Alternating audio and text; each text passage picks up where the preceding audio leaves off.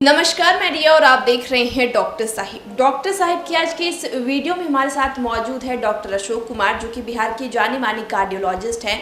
तो सबसे पहले तो डॉक्टर साहब बहुत बहुत स्वागत है आपका हमारे चैनल में। आपका भी रिया जी, डॉक्टर साहब, बहुत बार ये लोग शिकायत करते हैं कि उन्हें घबराहट होती है, कभी किसी को थोड़ी सी है, और लेकिन अब किसी किसी की जो समस्या होती है वो बहुत ज़्यादा बढ़ जाती है, बेचैनी होने लगती है। तो इसको क्या समझा जाए, कहीं ये दिल की बीमारी हो सकती है? जी बिल्कुल, बड़ा अहम और बड़ा कॉमन क्वेश्चन आपने रेज किया है। घबराहट, हमें नहीं लगता है कि कोई एक आदमी होगा जो इस सिम्टम से अछूत हो। तो इसमें कुछ चीज़ें हैं जो सामान्य होती हैं, कुछ हैं कि गंभीर होती हैं। तो अब ऐसे कंडीशन में हम बात करें तो कॉमन से ही हम लोग सीरियस के तरफ चलें। सामान्यतः जो सबसे कॉमन कॉज है घबराहट का वो है एंजाइटी, टेंशन, जो कई बार फोबिया भी होता है। कई बार आप देखेंगे कि नया लोग जैसे ही स्टेज पे जाता है या कहीं किसी के सामने पब्लिक परफॉर्मेंस देना होता है, वो घबराने लगता है। तो इस तरह से कई बार स्टूडेंट्स एग्ज़ाम के चलते घबरा जाता है। उसे तैयारी है, बहुत अच्छी तैयारी है, लेकिन एग्ज़ाम के दिन वो घबरा जाता है। तो ये सब फोबिया है। कई लोगों को हाइट से फोबिया होता है, ऊपर गया छत से नीचे देखा वो घबरा जाएगा, बेचैन हो जाएगा।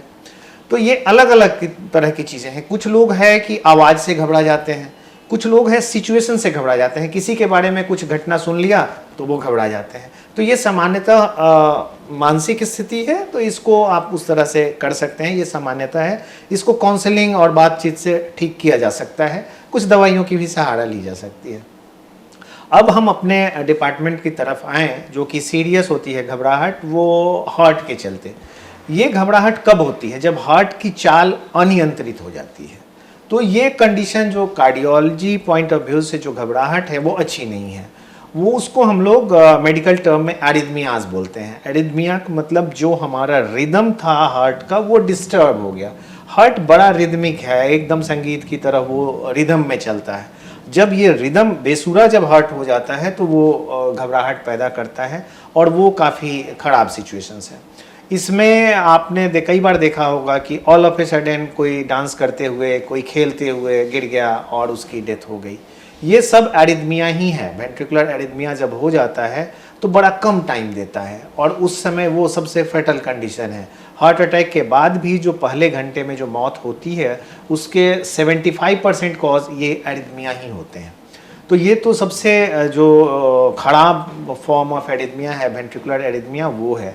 उसमें भी जान बचाई जा सकती है सीपीआर करके।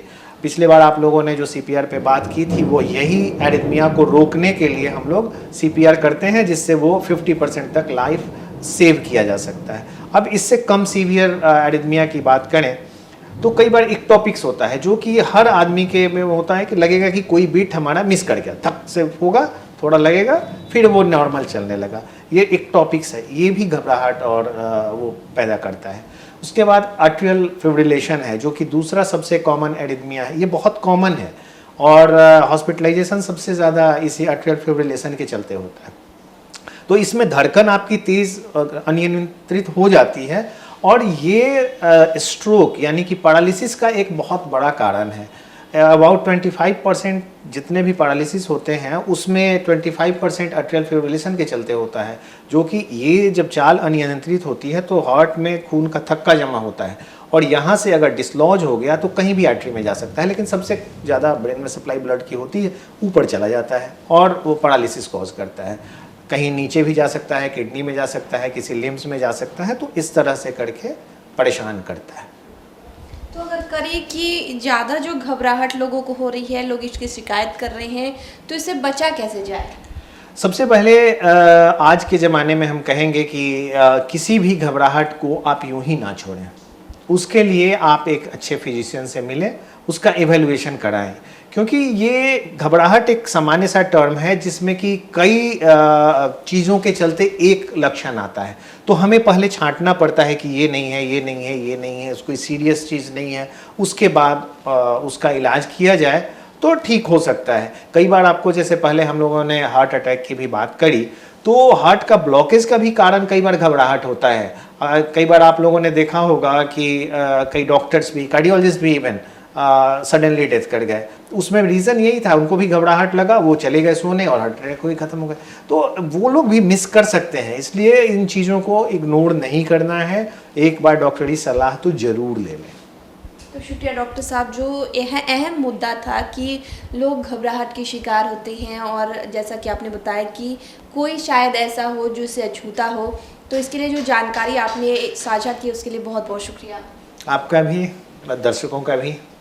तो आप डॉक्टर अशोक कुमार को सुन रहे थे, जिन्होंने पूरी जानकारी हमारे साथ साझा की है कि अगर किसी को घबराहट हो तो उसको लाइटली ना ले, तुरंत डॉक्टर से संपर्क करें, उसका पहचान करवाएं कि समस्या आखिर है क्या। तो फिलहाल के लिए इतना ही। चैनल को सब्सक्राइब कर ले, फेसबुक पेज को लाइक कर ले, साथ ही डॉक्टर साहब से आपके क्या सवाल है हमें कमेंट करिए या मेल के माध्यम से भेज सकते हैं। वीडियो देखने के लिए आपका शुक्रिया।